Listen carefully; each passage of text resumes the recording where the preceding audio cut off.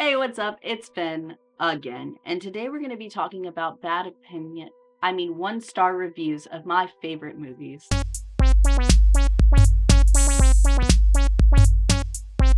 Before we start, it's really important to me that you guys know that I have a bachelor's degree in screenwriting, so obviously I know a good movie from a bad one, right? Also, I got this idea from a channel called Possessed by Horror.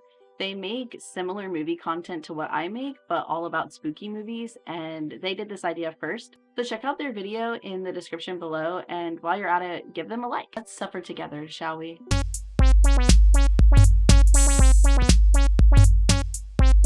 Alright, up first, Lady Bird. My actual favorite movie. This movie was kind of the reason that I went to screenwriting school. It really got me involved with how to make movies and made me want to learn how to write movies. It got me on the coming of age film train and probably rewired my brain. Also, there's no denying the force that Greta Gerwig is. She's done so much for women in film, and you have to give her props and respect her for that. She's kind of an icon in my book, and so much of what she does has influenced what I do today. Now, to start, if you haven't seen Lady Bird, fix that. Go see it. But here's the gist of what it's about. Basically, it follows Christine, who insists on going by Lady Bird for freedom and independence of her parents, through her senior year in high school in Sacramento, California. It's a deeply honest movie that is painfully relatable, and anybody who has ever felt kind of like an outcast would probably relate to it. It has some really funny notes as well. It's not just an entirely like coming of age sad film. And it also has really good commentary of what it means to have a mother-daughter relationship. It's funny, it's heartfelt, it's painful. It's literally the whole package of a movie. Lady Bird actually has a pretty decent rating overall on Letterboxd, coming in at a 3.8 with these fiends. So let's dive into some not so great reviews of Lady Bird. The first review here starts off strong by saying, "She's weird. She has two options and every stuffs she do. Like, 2 live. 2 options?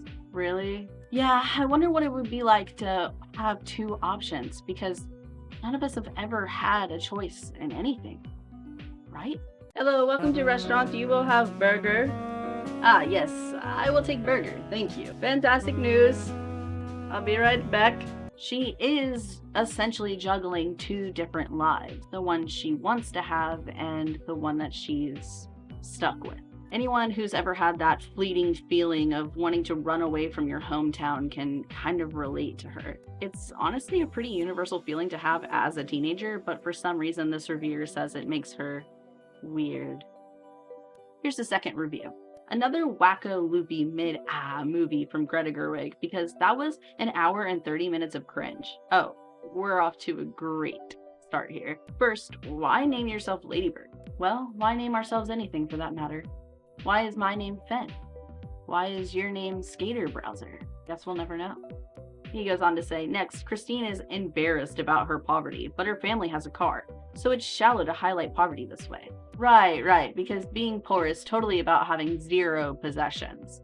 Having a car doesn't erase the fact that her family is genuinely scraping by throughout the film to make ends meet. But hey, let's keep it black and white, right? Poor equals no car, no things, right? Cringy, hippie screenwriting. Yes, Skater Bowser, because your review is beautifully crafted. Weird pacing and feels distant. I ain't freak enough to relate with Lady Bird or any of Greta's work. Well then, just call me a freak. But honestly, isn't that the whole point? Work is about the weird in-between stages of growing up, the moments where you don't quite fit in. If you can't relate to that, maybe you're just missing the whole point of the movie. This one just says, I don't think I was the target audience. Why are you here? Why did you rate it 1 star?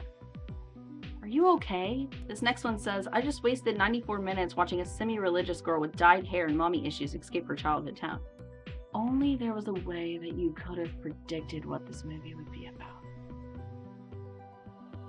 Anyway, and I'll just leave you with a picture of my favorite review.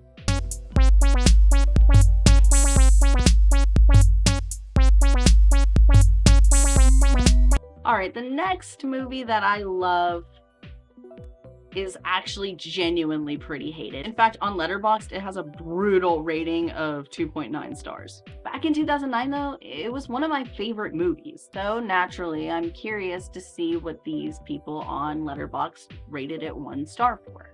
For those who don't know, Bandslam is kind of this random offshoot coming of age movie about a bunch of teenagers who start a band. They're all from different walks of lives, and they have to kind of figure out a way to come together to compete in this battle of the bands that their school puts on. It's honestly a weird plot, a weird concept, and the whole movie is filled with these fun, awkward nuances of being a teenager. If you're into coming of age films like I am, it's definitely an underrated gem that kind of goes unwatched, so if you like that kind of thing, you should check it out. So let's see the reviews. Here's the first. If you're a musician, just don't watch this movie.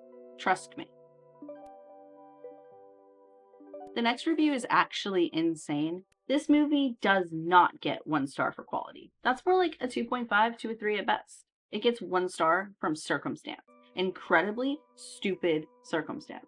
So if you're saying it's gonna get a 2.5 or a 3, why not just rate it a 2.5 or a 3? Oh, but they tell you why. So I'm at band camp, and to end the day, there was a movie scheduled.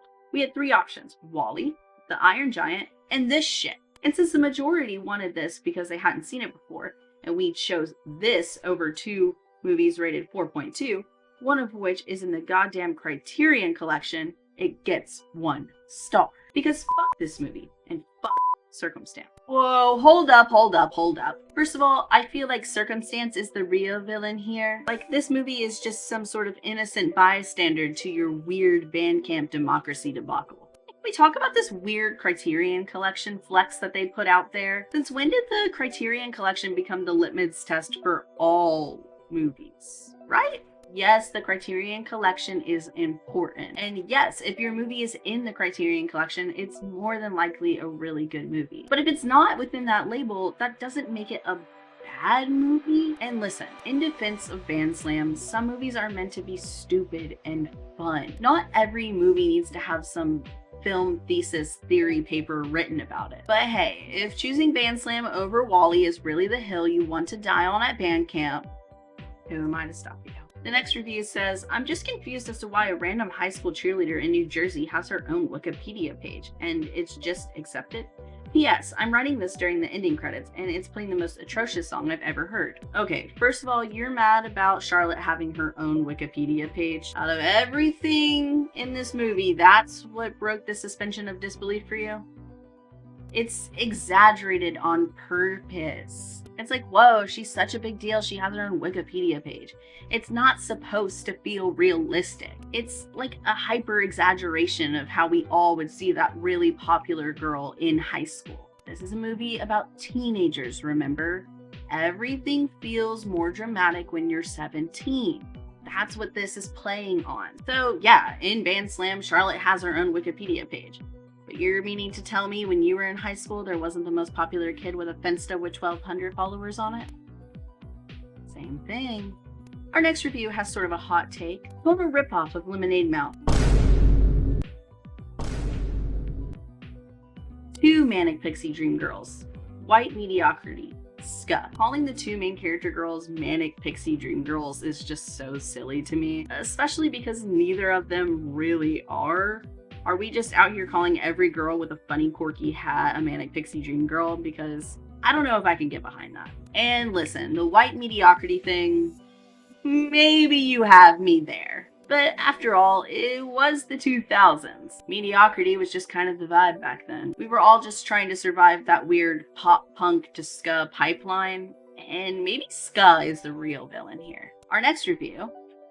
I'm glad I never watched this in 2009 because I truly would have made it my entire personality back then. That's crazy. What a crazy thing to do. Okay, cut the cameras. Cut it out.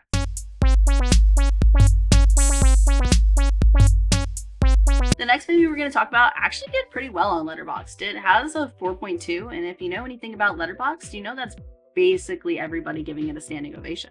The next movie is Little Women, directed, of course, by Greta Gerwig, because after all, I do have taste, as I said. And yet somehow, this gem of a film still has 1-star reviews, which means it's time to read some of the internet's most unhinged comments about one of my favorite movies. Before we get into that though, Little Women is about 3 sisters. They're growing up in post-Civil War America. Basically, it's about each of them having their own story and navigating through their different ambitions and beliefs. And Joe, the writer of the group, is basically every filmmaker's ultimate inspiration. Not to mention that the cast is absolutely stacked in this film. We got Saoirse Ronan, we got Florence Pugh, we got Meryl Streep, we got Emma Watson, we got Timmy Tim.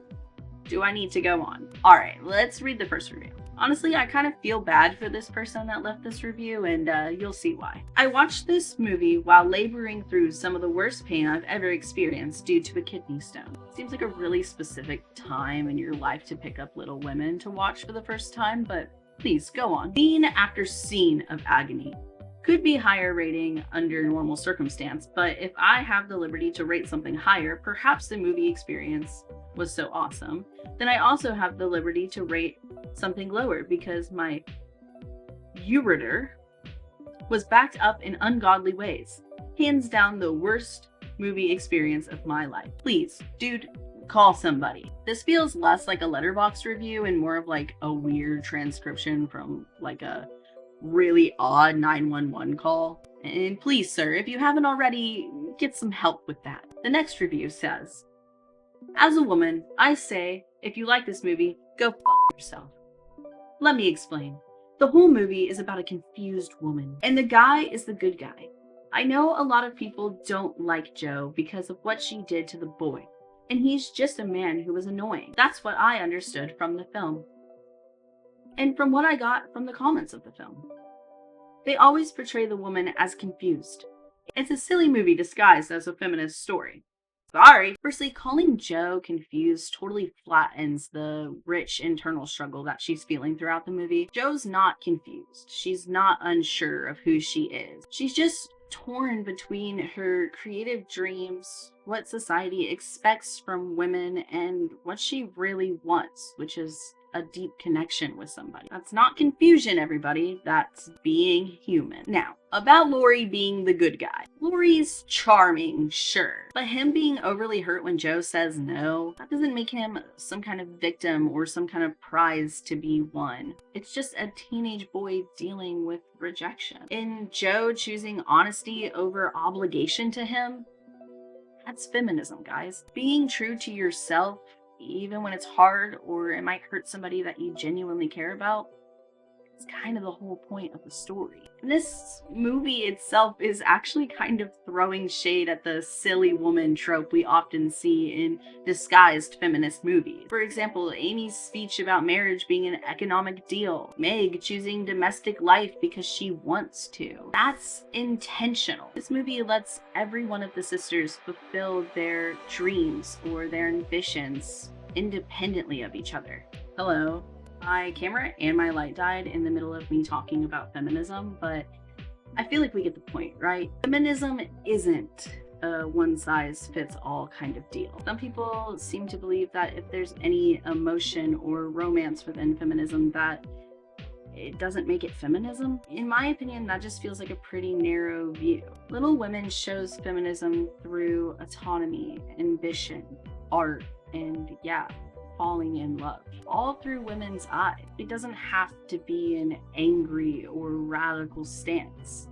Feminism can just be. The next review says, but how is it so boring? Look, I get it. Attention spans are a fleeting thing in the day of TikTok, when we'd all rather sit down and watch movies through clips than sit down and actually pop a movie in a DVD player. In a world where everything is fast-paced and bite-sized, sitting still for an entire movie can be boring. Honestly, you're probably watching this video and scrolling on your phone right now. I see you. Sometimes a good story needs space to breathe, right? And if you can find it in your attention span to hang in there, it's usually pretty worth it. You get a way bigger payoff than what you would get from just watching a Facebook reel. And I'll leave you with my favorite review for any of the movies I looked at reviews for.